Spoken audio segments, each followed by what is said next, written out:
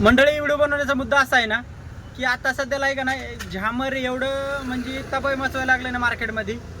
धंदा म्हणजे ज्याच्याकडे झामर आहेत त्याचा धंदा व्हायला आहे. आणि बाकीचं तुम्हाला दाखवतो माझी दिवसभराची कमाई. हे बघा, ओला ॲपवरती एकदम झिरो नाही का, आणि एक सुद्धा बुकिंग भेटत नाही झामर असल्यामुळं.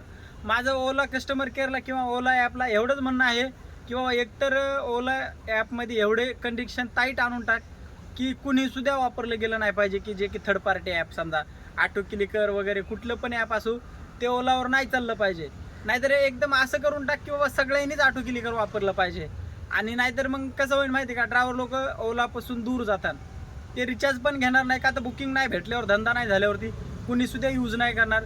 आणि जे पण यूज करते ते झामर असणारेच यूज करणार, बाकी लोक यूजच नाही करणार. का तर धंदा नाहीच भेटणार तर यूज कसं करणार, त्यांना पण परवडणार नाही. माझं ड्रायव्हर लोकांना पण एवढंच म्हणणं आहे की बाबा तुम्ही झामर वापरू नका. झामर वापरायचं असेल तर वापरा. आणि माझं ओलाला एवढंच म्हणणं आहे की बाबा जर झामर जे वापरत असतील त्याची ID सस्पेंड कर किंवा काही दिवसासाठी पेंडिंगमध्ये टाक. एवढं ओलाला माझं म्हणणं आहे की बाबा. आणि जर भारत टॅक्सी बघायला गेलं ना, जर आपण कुठं थर्ड पार्टी ॲप डाउनलोड केलं तर भारत टॅक्सी ही ऑनलाईनलाच जाऊ देत नाही. ती बोलती पहिल्यांदा ते ॲप अनइन्स्टॉल करा, त्याच्यानंतरलाच ॲपमध्ये लॉग इन करा.